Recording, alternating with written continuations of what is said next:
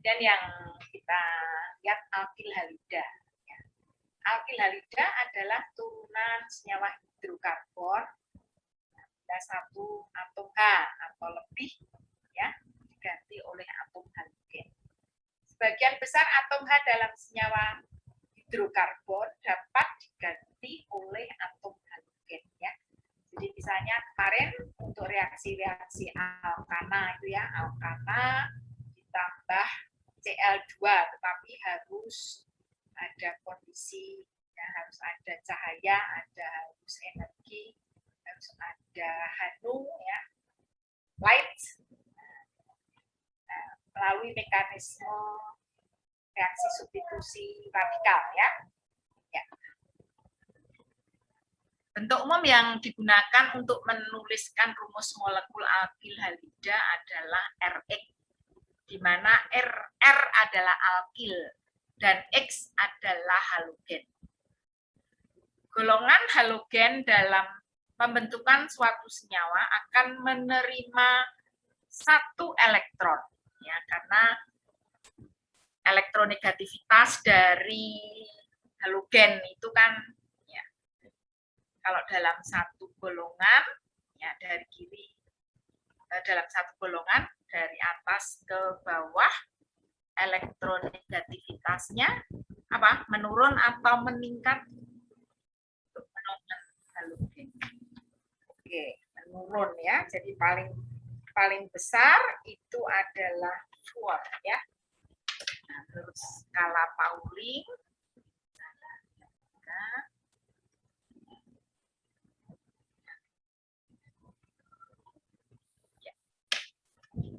Kelihatan ya? Jadi F ini harga elektronegativitasnya 4,0 ya. Cl 3,0, Br 2,8, I 2,5. Jadi dari atas ke bawah itu harga elektronegativitasnya menurun. Kalau dalam satu periode, nah ini dari kiri ke kanan itu meningkat ya. Nah ini menurut skala Pauling ini fluor ini harga elektronegativitasnya paling besar ya. Kalau untuk ini yodida I itu harga elektronegativitasnya sama dengan C ya. Oke. Di paling besar itu F. Nanti kalian bisa mencari lagi. Googling aja ya. Di paling besar itu F.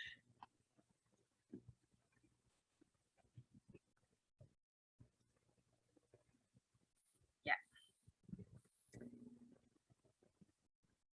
Nah, ini golongan halogen dalam pembentukan suatu senyawa akan menerima satu elektron. Jadi kalau kalian menggambarkan konfigurasi elektron dari golongan halogen, nah dia punya elektron valensi 7 ya, punya elektron valensi 7. Nah ini supaya jadi dalam pembentukan suatu senyawa itu halogen akan menerima satu elektron ya supaya terpenuhi konfigurasi gas mulia. Metil fluorida, metil klorida, metil bromida, dan metil yodida terbentuk karena ikatan dari orbital sp3 milih atom C. Jadi karena C itu ikatannya tunggal ya, dia dalam hibridisasi sp3 ya, dengan orbital 2p dari F, 3p Cl, 4p Br, dan 5p I. Nah, kuat ikatan akan menurun ke arah I ya, karena ukuran atom ya, ukuran atom itu kalau dari atas ke bawah itu kan semakin membesar ya, semakin besar, nah, sehingga kekuatan ikatannya itu akan menurun. Nah, sehingga kalau nanti imin, nah imin itu malah mudah terlepas ya, mudah terpolarisasi.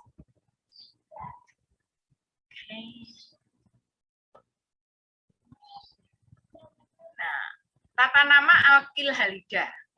Nah, menurut IUPAC, alkil halida diberi nama dengan menganggapnya sebagai turunan dari alkana yang terkait. Ya, jadi sebagai rantai induknya itu adalah nama alkana, ya. Rantai induk adalah alkana. Nah, sehingga untuk halogen itu sebagai substituen, ya. Nama halogen kalau sebagai substituen diingat-ingat Cl itu kloro, Br bromo, kemudian I iodo, F fluoro, ya. Ya. Jadi halogennya nanti sebagai substituen. Jadi harus diingat namanya, jangan klorida, jangan iodida gitu ya.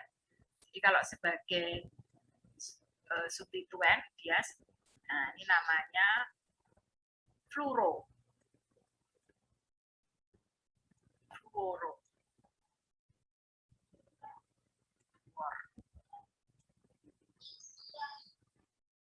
Cl itu karena sudah di Indonesia kan pakai K. Tapi kalau bahasa Inggris kan pakai C, ya, C. Nah, sehingga kalau penamaan dalam penamaan kalau alfabetis ya C, harus diingat itu dari C supaya berlaku secara internasional, ya. Tapi kalian boleh menerjemahkan ya CH, CHL, nah itu kan kloro. Kemudian Br itu bromo. Ya kalau sebagai substituen ya. Tapi nanti kalau misalnya dia di akhir misalnya metil klorida, nah itu kalau pakai tata nama umum, nah sebutkan nama gugus alkil terus diikuti kata itu halida yang sesuai, klorida, klorida, bromida. Nah ini kalau sebagai substituen, ini nama sebagai substituen.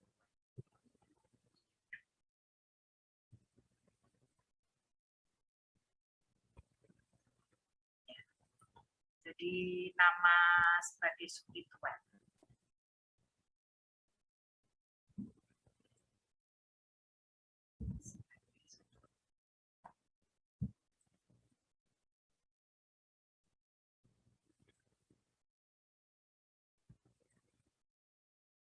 Atau sebagai cabang, gitu ya. Sebagai substituen. Fluoro, kloro, bromo, iodo. Ya. Jadi kalau untuk tata nama IUPAC untuk alkil halida, nah itu yang sebagai nama induk adalah alkana, ya. Kemudian substituen ini halogennya itu sebagai substituen. Nah, jadi nanti untuk kalau dia sebagai substituen, nah kemudian mungkin ada substituen yang lain ya pada rantai induk itu. Jadi untuk substituennya bisa halida atau gugus alkil yang lain. Ya. Oke, ini supaya kalian jangan terbalik.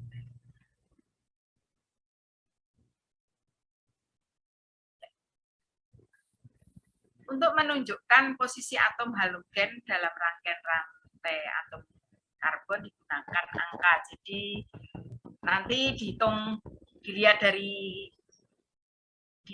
ujung kiri atau ujung kanan. Nah itu seperti kemarin pada tata nama alkana, ya. Mana yang memberikan nomor kecil untuk halogen. Nah, oke, jadi seperti ini. 2 klorobutana. Ini satu kesatuan ya, jangan dipisah. 2 klorobutana. Ini 2 bromo, 2 metil butana.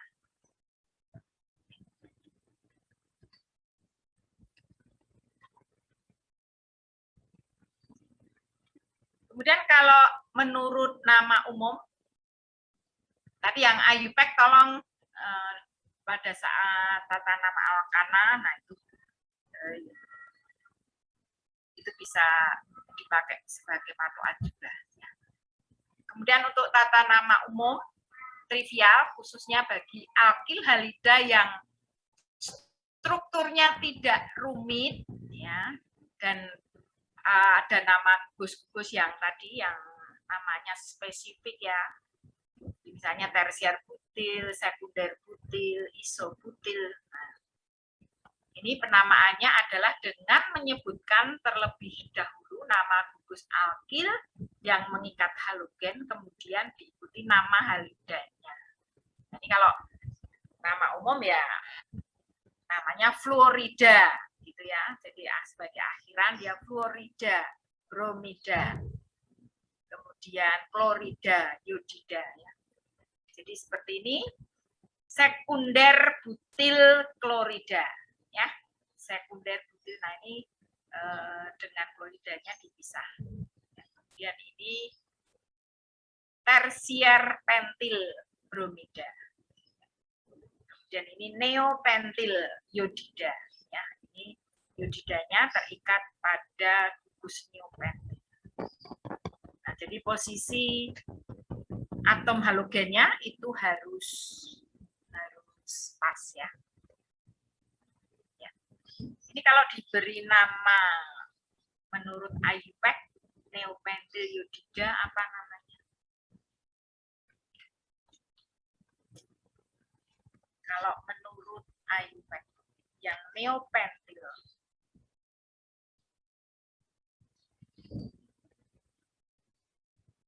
siapa mau menjawab? Saya, Ibu.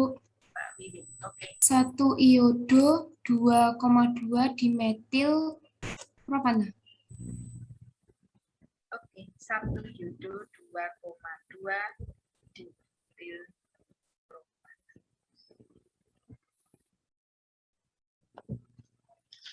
Oke. Ya. Dalam tata nama umum ini, posisi gugus halida sering ditunjukkan dengan huruf Yunani. Ya, huruf Yunani alfa digunakan untuk posisi atom C di mana gugus X atau gugus halogennya itu terikat. Ya, jadi ini alfa, ya, ini alfa, ini beta, dan seterusnya. Ya, alfa, beta, gamma, delta, epsilon. Makanya ini beta kloro propil bromida. Beta kloro propil bromida. Jadi sebagai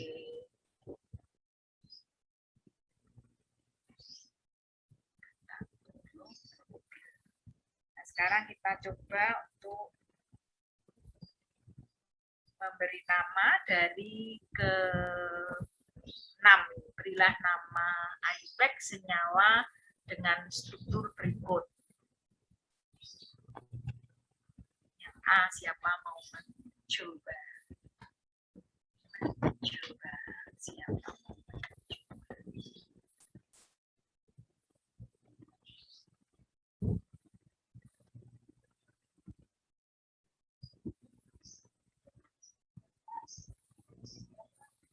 Jadi tetap sebagai alkana, ya, alkana, halogen, kemudian jadi apa namanya, halogennya sama gugus itu apa ya, levelnya sama lah, jadi tetap sebagai substituen ya, levelnya sama.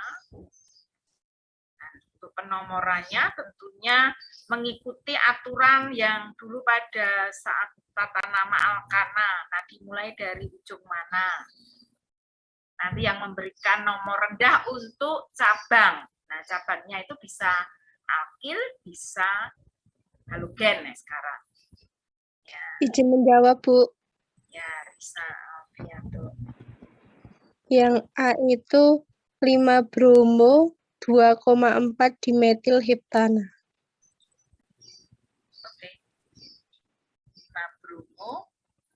2,4 dimetil heptana. Bisa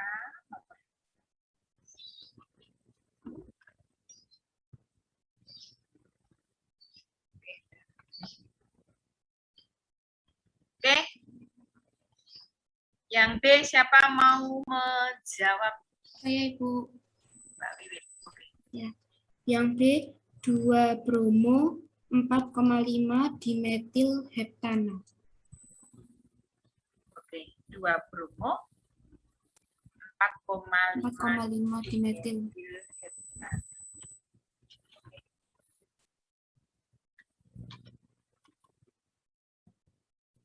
Yang C siapa mau mencoba? Yang C.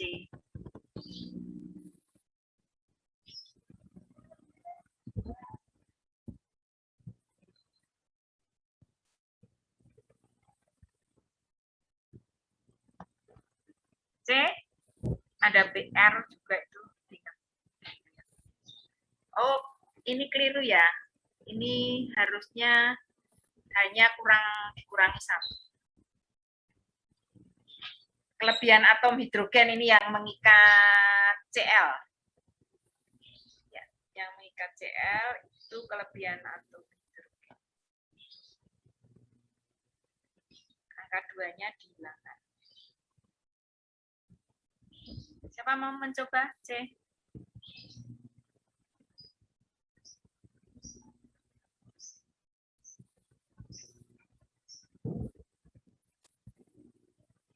Ayo. Saya, Bu. Coba 1 bromo, 3 kloro, 4 metil pentana. apa? Ulangi. 1 1 bromo, 3 kloro, 4 metil pentana. sama. Sama Rista ya? Iya, Pak. Sama Rista toh? Ya, Bu. 1 bromo, 3 kloro, 4 metil pentana. Oke, siapa lagi yang D? Saya, Bu. Yohana. Oke, Yohana. 2 bromo 6 metil heptana. 1, 2, 3, 4, 5. Oke, 2 bromo. Ya. Jadi kenapa kok enggak dari ujung kiri? Kira-kira apa? Mbak Yohana, kenapa penomorannya dimulai dari ujung kanan?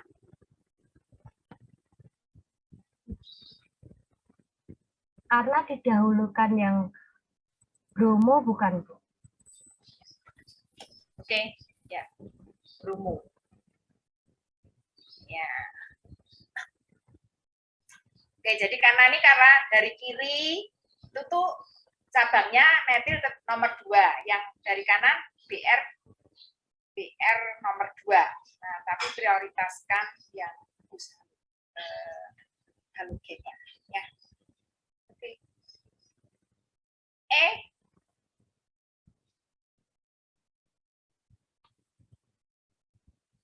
Kalau yang A tadi alkilnya, metilnya nomor 2 ya, tapi kalau dari kanan BR-nya kan nomor 3. Oke, yang E siapa?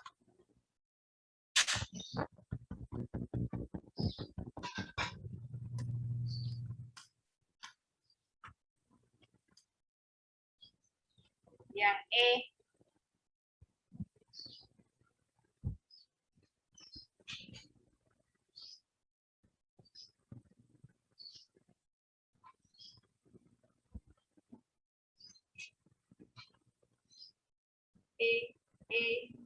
Ayo.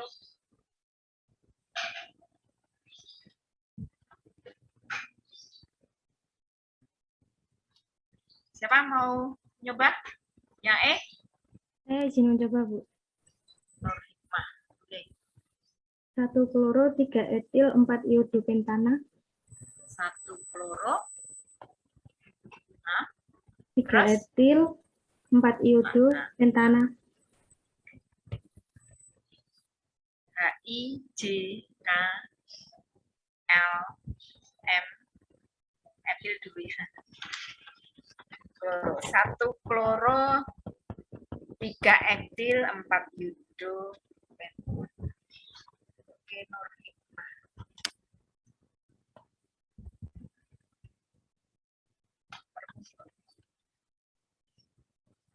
Oke, yang F siapa mau mencoba?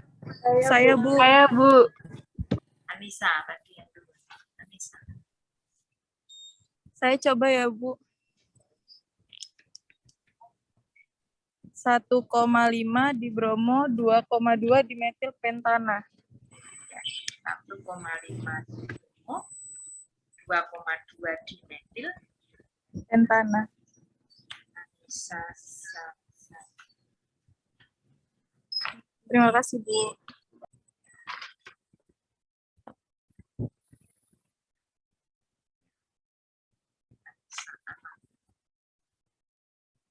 Belum pernah jawab kan Mbak Anissa? Selama ini? Belum. Oke, sudah jelas semua ya. Jadi sepertinya nggak ada kesulitan. Bu, saya izin bertanya. Oke. Ya, semisalnya Bu ada soal yang misal poin D itu yang CH3 sebagai substituen itu tuh diganti dengan Cl. Nah, itu lebih prioritas yang mana Bu? BR atau Cl? Penomoran terkecilnya. Yang nomor mana? Yang B. D. D. Yang ya. D. Misalnya nih Cl. Yang itu tetap BR, yang CH3 satunya diganti Cl. Diganti Cl. Ya alfabetik aja. Bromo. Berarti penomorannya tidak masalah, hanya Ya. susunannya saja ya Bu ya. Ya, terima kasih Bu. Bromo, kloro kan tetap duluan bromo toh? Ya enggak? Iya Bu. Bromo. 6 kloro. Oke. Ada lagi yang mau tanya?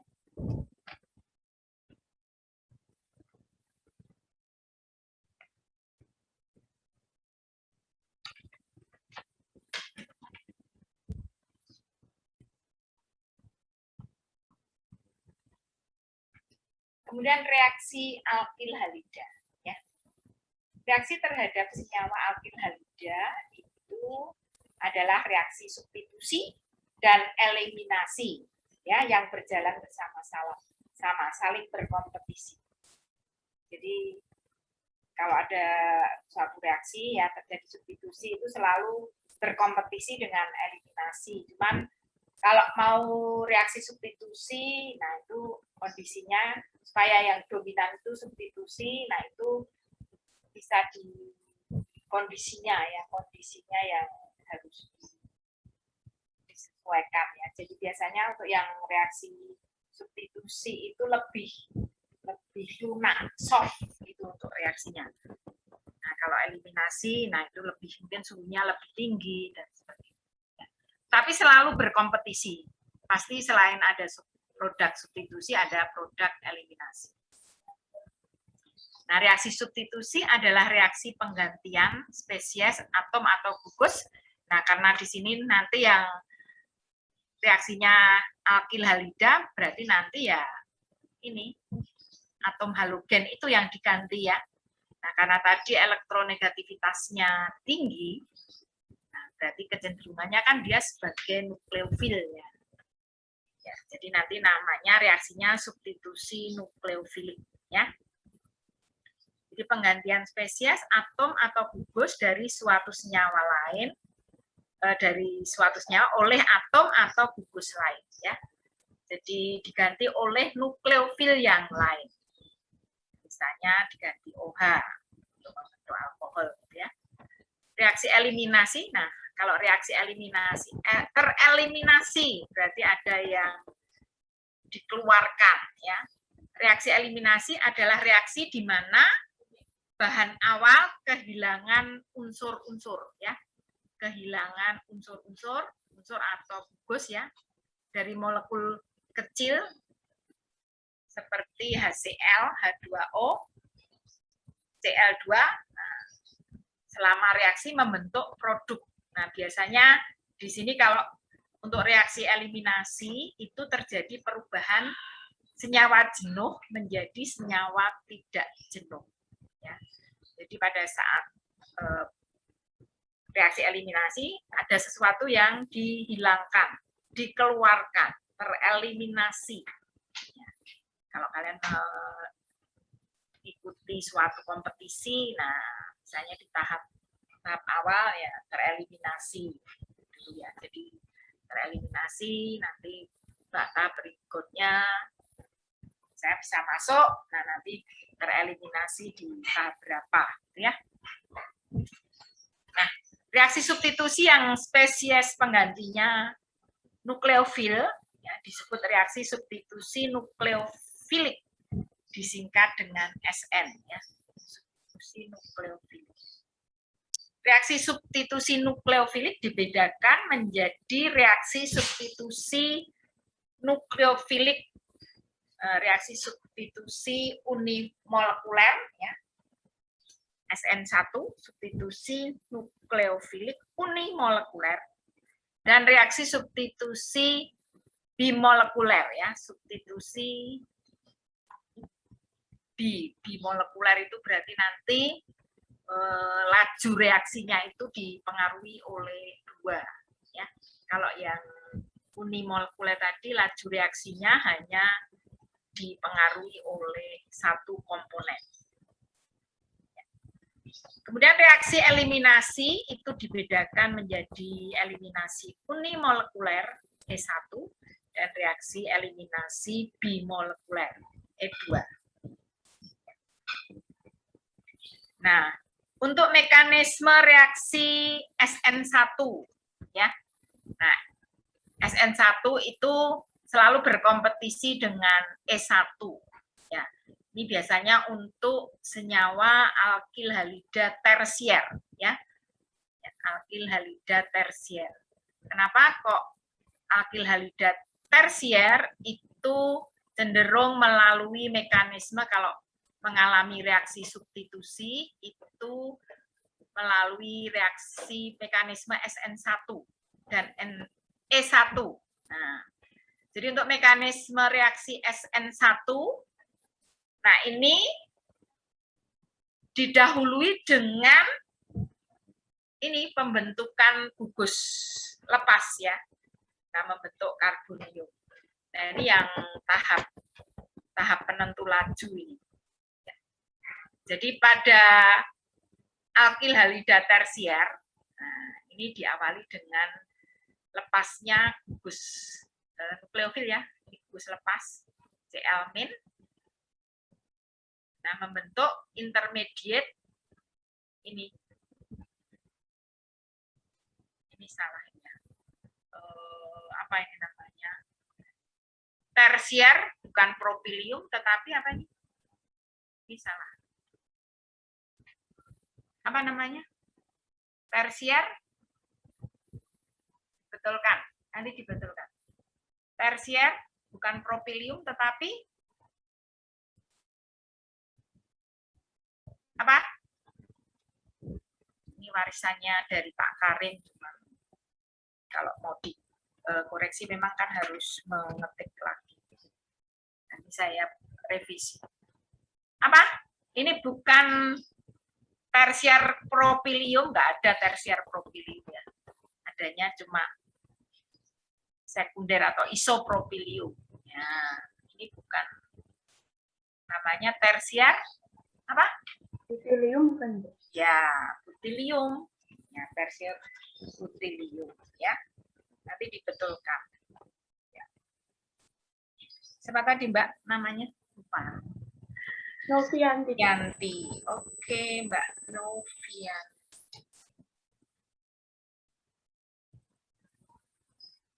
Ya. Tersier butilium. Ya, jadi ini adalah pembentukan intermediate karbokation. Nah, ini yang merupakan tahap penentu laju. Nah, kemudian ini lambat ya, berlangsung secara lambat. Kemudian ini setelah membentuk karbokation ya, intermediate karbonium, nah ini baru nukleofilnya nyerang ya. Nanti membentuk tersier fibril. Nah, ini mungkin saya sharekan ya substitusi. Saya memberikan reaksi substitusi.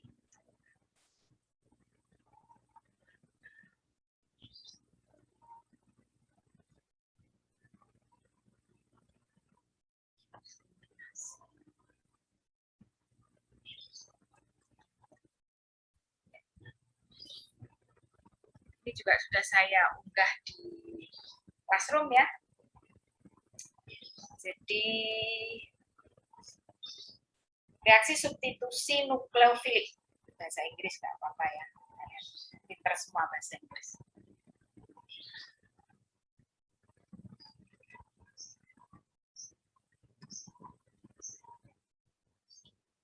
Jadi ini kalian bisa melihat ya secara umum ya, Rx tadi alkilhalida, jadi X itu sebagai gugus lepas nanti digantikan oleh nukleofil yang lain ya, Y ini. Jadi fungsi Y ini menggantikan posisi dari X ya, Y displaces X. Oke, ya. Mungkin saya yang tidak pede ya. Cari yang tidak pede.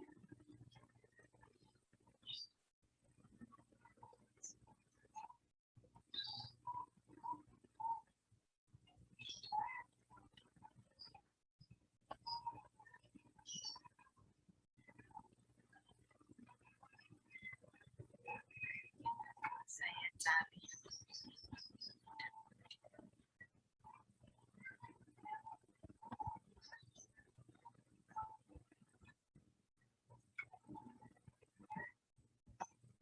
Si substitusi.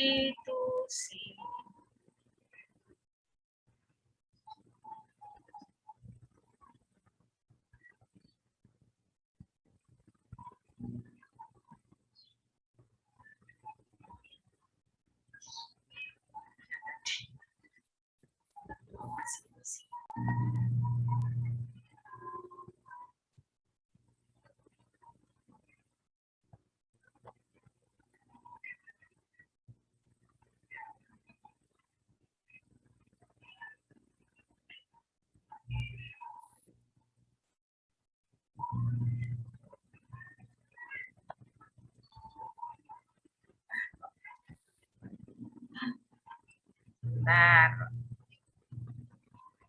Kok nyarinya susah.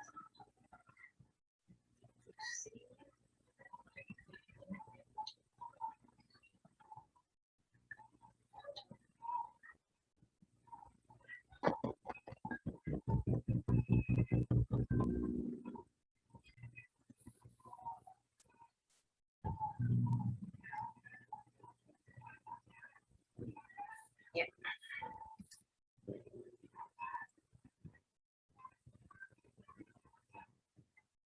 Kalau yang PDF kan panahnya jadi gedut-gedut ya. Oke, punya kalian mungkin gedut-gedut karena yang saya kasihkan yang. Jadi ini suatu nukleofil, jadi nanti akan menyerang ke C yang ngikat halogen ya. Jadi akan menyerang ke C yang mengikat halogen. Jadi kalau R-nya itu gugusnya metil, nah itu ya nanti menyerang ke CCH3. Kalau etil berarti nanti menyerangnya ke CCH2 gitu ya. Jadi menyerang ke atom C yang mengikat X. Nah, nanti nukleofil ini akan menggantikan ya X jadi RNU plus X min ya. Ini sebagai gugus lepas ya. Nah, ini yang penting. Nah, reaksi untuk substitusi nukleofilik ini hanya terjadi pada atom C sp3 ya. Ya, atom karbon sp3. Jadi kalau misalnya sp2 tadi vinil ya, vinil klorida itu tidak bisa nanti Cl-nya diganti ya, karena gugus vinil itu C-nya kan hibridisasinya sp2. Kemudian misalnya klorobensen. Nah, Cl yang terikat di cincin bensen itu juga mau disubstitusi nukleofilik langsung dengan H2O, nanti jadi OH gitu, nggak bisa. Tapi nanti bisa sih untuk substitusi nukleofilik ya pada cincin bensen, tetapi melibatkan ya pembentukan garam diazonium, atau kalau di cincin bensen itu terdapat gugus-gugus penarik elektron yang kuat. Nah, misalnya ada 2 gugus nitro, ya ini bisa posisi dari X ini halogen ini diganti ya oleh nukleofil lain. Ya. Ada syarat-syaratnya. Tapi kalau hanya misalnya klorobenzena, itu kita susah untuk mengganti Cl ya pada benzena. Nah, kemudian apalagi di SP ya. Jadi ini terjadi pada atom karbon sp3 ya. Oke. Nah, ini contohnya ya. Jadi kalau misalnya metil bromida ya. Nah, ini dengan ini mau diganti oleh sama halogen ya, imin. Nanti menjadi CH3I. Ya, tadinya CH3Br menjadi CH3I ya. Oke. Nah, kemudian contoh yang kedua, tadi untuk contoh yang pertama itu alkil halidanya ini bukan primer ya. Metil halida ya, metil halida. Sedangkan ini contoh yang kedua, ini tersier butil klorida. Berarti ini halida tersier ya. Jadi Cl-nya terikat pada C tersier. Nah, ini juga nanti dengan H2O, jadi ini OH menggantikan Cl ya. Ya. Oke. Dan ini kalau untuk yang tadi selalu reaksi substitusi itu selalu berkompetisi dengan reaksi eliminasi ya. Satu.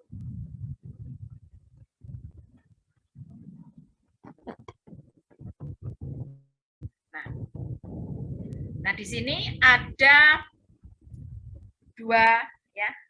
Tadi ada 2 contoh. Yang pertama tadi metil halida ya. Jadi halida yang terikat pada gugus metil disubstitusi dengan nukleofil yang lain.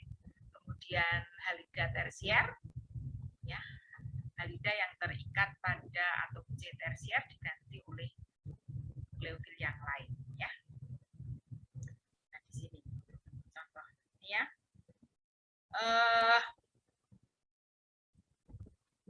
Dan untuk mekanisme reaksinya nanti berbeda untuk kedua contoh tadi. Ya. Untuk yang persamaan reaksi yang pertama itu mengganti halogen Br yang terikat pada gugus metil ya dengan diganti dengan OH dengan menggunakan NaOH. Larutnya 80% etanol, 20% air ya. Oke. Nah, dibandingkan antara 2 persamaan reaksi ini. Apa bedanya?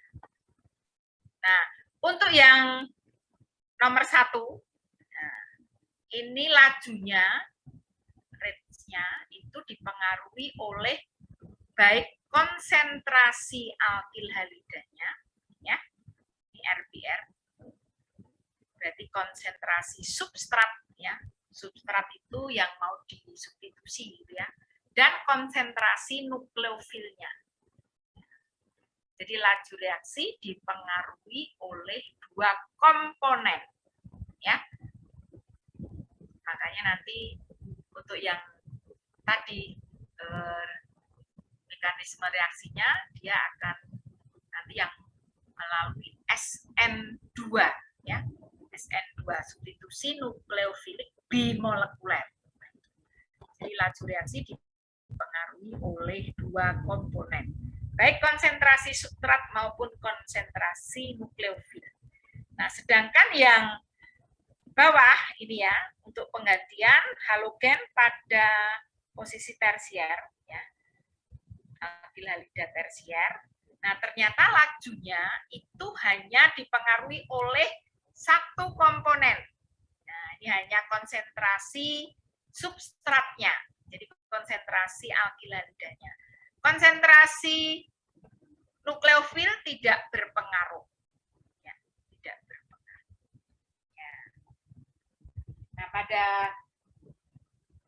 reaksi substitusi, ya, alkil halida tersier, nah ini ada produk sampingnya, ada produk reaksi eliminasi baik E1 maupun E2. Sedangkan yang di atas tadi ini ternyata tidak ada produk eliminasi.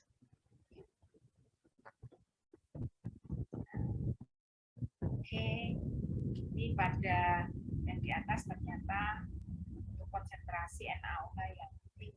Ya. Jadi ini dipengaruhi. Konsentrasi nukleofil berpengaruh pada laju reaksi. Dan yang bawah itu pada konsentrasi NaOH yang encer, ya. Dan laju reaksi tidak dipengaruhi oleh ini konsentrasi nukleofilnya. Jadi nanti ini ya SN1. SN1.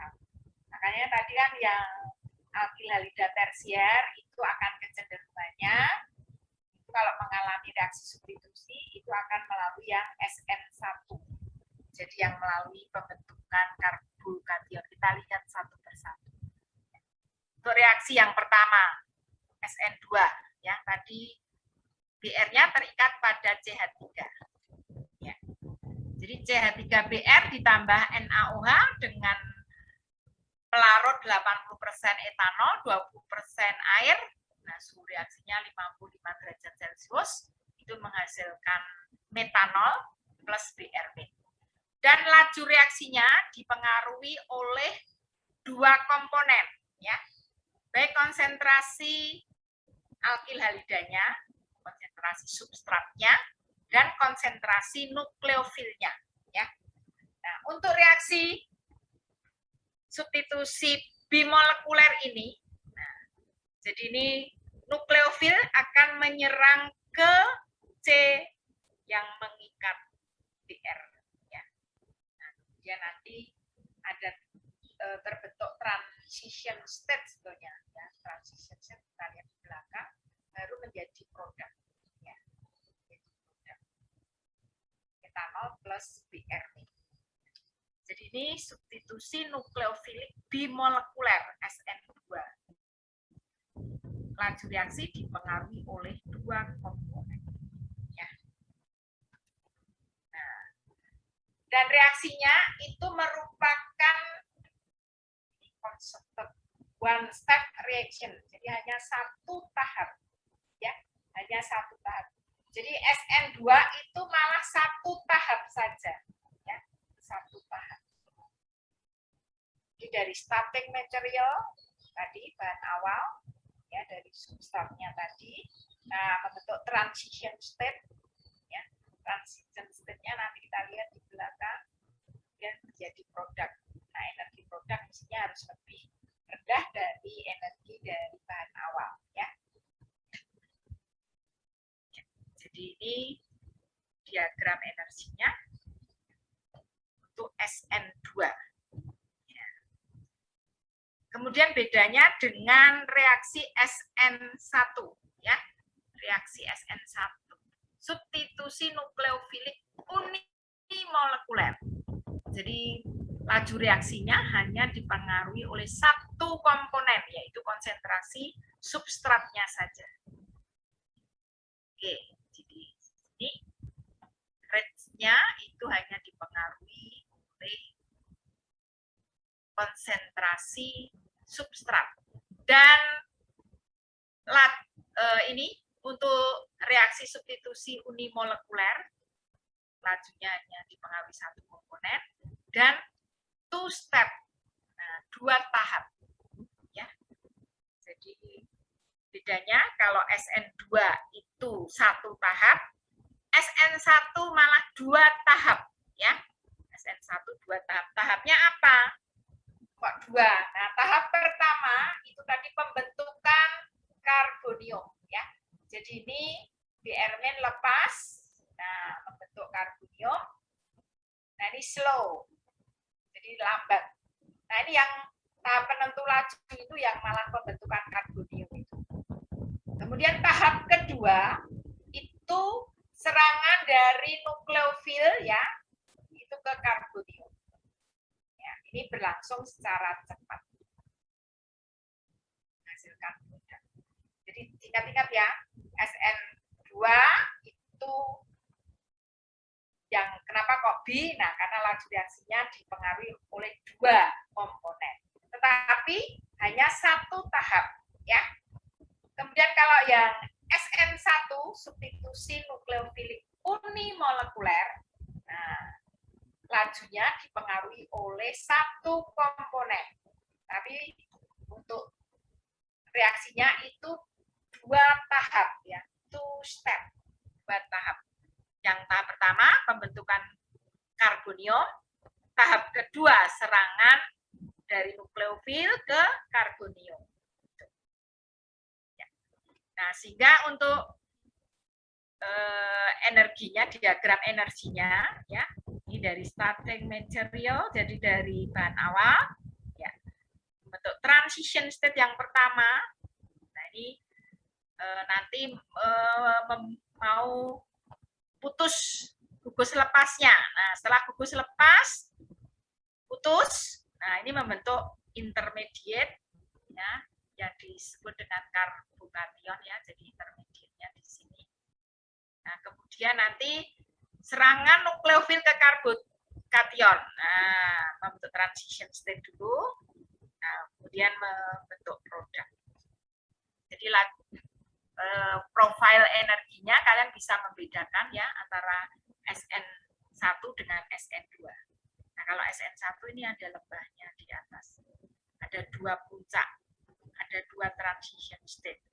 Kalau yang SN2 tadi itu hanya ada 1 puncak, ya. Nah, ini. Jadi tidak ada lembah di tengah, ya. Itu SN2. Bedanya itu two step reaction, ya, itu SN1. Nah, untuk stereokimia, ya, stereokimia kita melihat stereokimia dari reaksi SN1 SN2, ya, meskipun kalian belum belajar stereokimia. Nah, stereokimia itu artinya stereoisomer itu terjadi pada senyawa yang punya atom karbon apa? Stereoisomer. Karbon chiral, Bu. Ya, atom karbon chiral, ya. Nah, C yang ada bintang ini.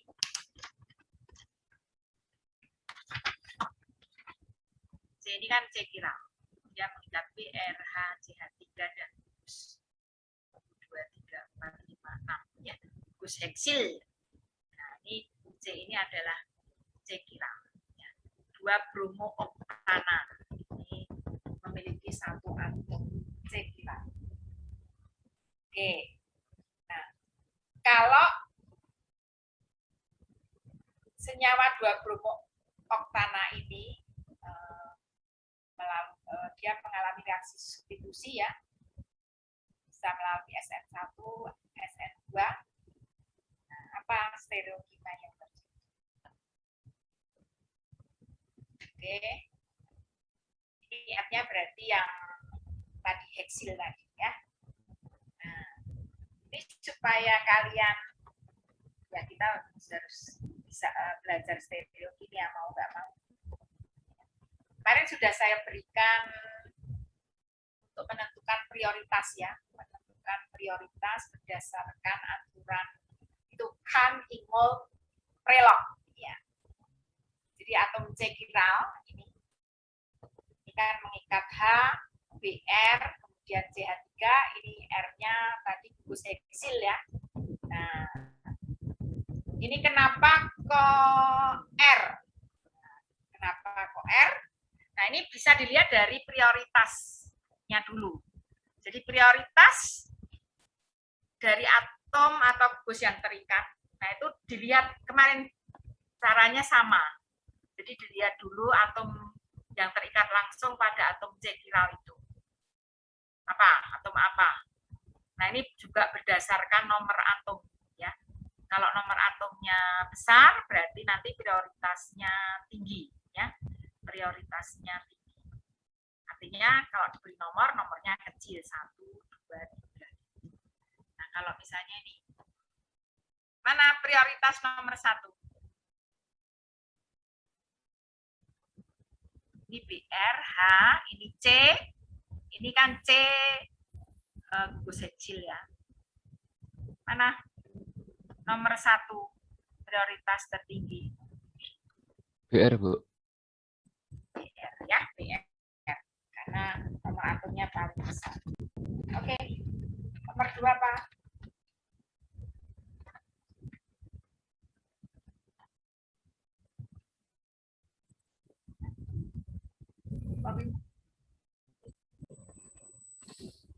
Itu ada R loh di atas.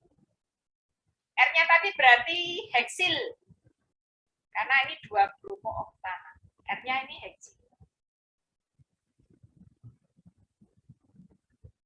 Ini Br, CH3, ini heksil. R yang atas itu heksil. Ini ringkas aja. R-nya adalah R heksil. Nomor 1 Br, nomor 2 bukan metil, Heksil bukan dulu, Bu. Novianti. Heksil dulu baru metil. Di situ H.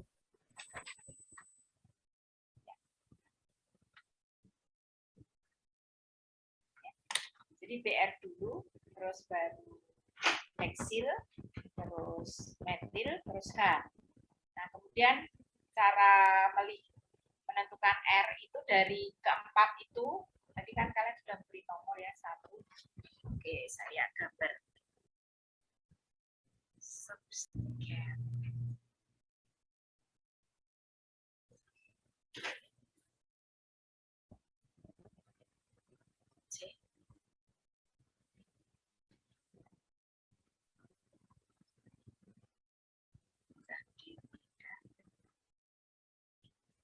R-nya atas tadi CH2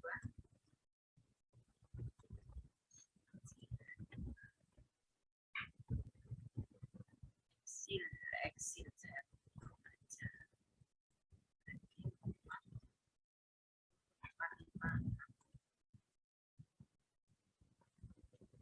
kemudian kan C-nya dalam hibridisasi sp3 berarti tetrahedra. Kalau gambar 3 dimensi mengarah ke depan, ini mengarah ke belakang ya. Tadi hanya di sini.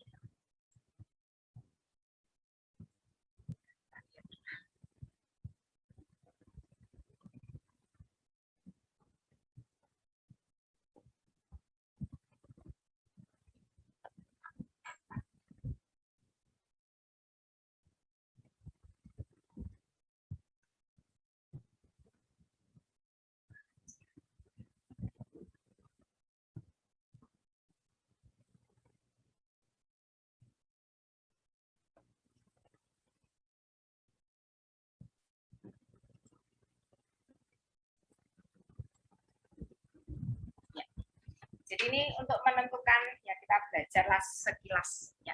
Jadi kalian dasarnya kemarin untuk aturan Kan-Imul Prelog ya, cara menentukan prioritas dari atom atau gugus yang terikat pada C chiral itu berdasarkan nomor atom.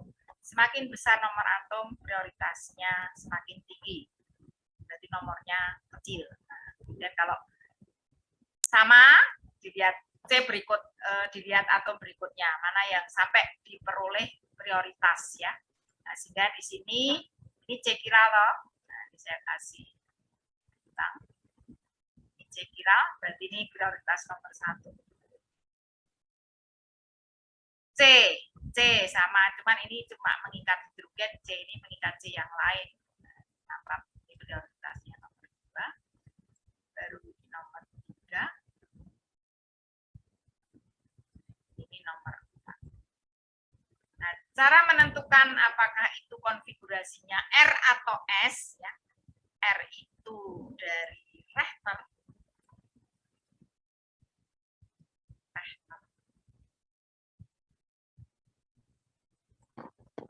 Richter itu kanan, memutar ke kanan.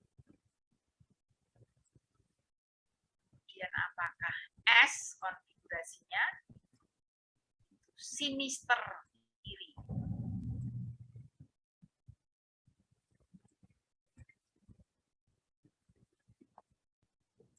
Ini nanti kanan.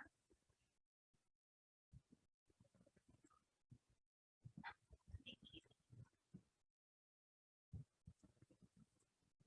Ya, kiri. Nah, siap ya. Jadi setelah ditentukan prioritasnya, nah itu dilihat dari arah yang berseberangan ya. Dilihat dari arah berseberangan dari atom atau gugus yang prioritasnya terkecil ya. Jadi untuk menentukan itu setelah menentukan prioritas kemudian dilihat ya dari arah yang berseberangan ya. Dari atom atau gugus yang prioritasnya terkecil. Di sini yang prioritas terkecil apa?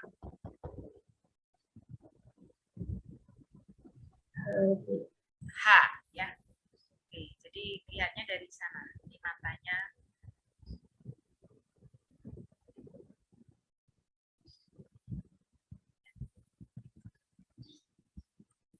Karena kan hanya mengarah ke depan, berarti lihatnya dari. Nah, sehingga akan kelihatan. Jadi setelah melihat dari arah berlawanan dengan atom atau gugus yang prioritasnya terkecil, kemudian akan kelihatan hanya 3.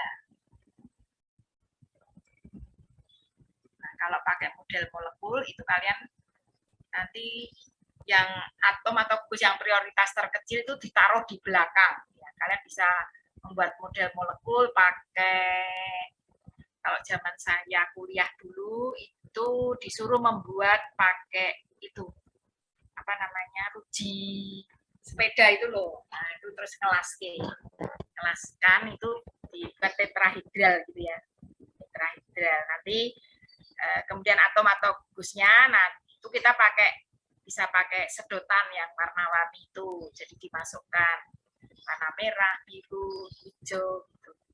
Atau kalau mau mudah ya kalian bisa menggunakan jarum pentol. Jarum pentol itu kan sudah punya warna-warna yang beda-beda ya. Jadi nanti misalnya prioritas tertinggi dikasih warna merah, pakai jarum pentol yang pentolnya itu merah. Kemudian yang nomor 2 itu kuning, misalnya nomor 3 hijau, merah, kuning, hijau. Nah, kemudian ada C tetrahedral kan berarti mengikat 4, berarti disiapkan 4 jarum pentol dan warna yang berbeda. Nah, kemudian nanti yang prioritas kecil, nah untuk itu kalian bisa nusukkan dipakai apa yang mudah ya, penghapus ya, paling mudah kan penghapus. Nah, kira-kira tetrahedral seperti apa ya. Pakai penghapus ditusukkan di penghapus itu. Nah, kemudian kalian bisa menentukan prioritasnya. Jadi nanti atom atau gugusnya diwakili dengan jarum pentol yang berbeda-beda tadi. Nah ini H itu prioritas terkecil, berarti kita melihatnya dari arah berlawanan dengan H ya. Nah, sehingga hanya kelihatan ini nanti BR plus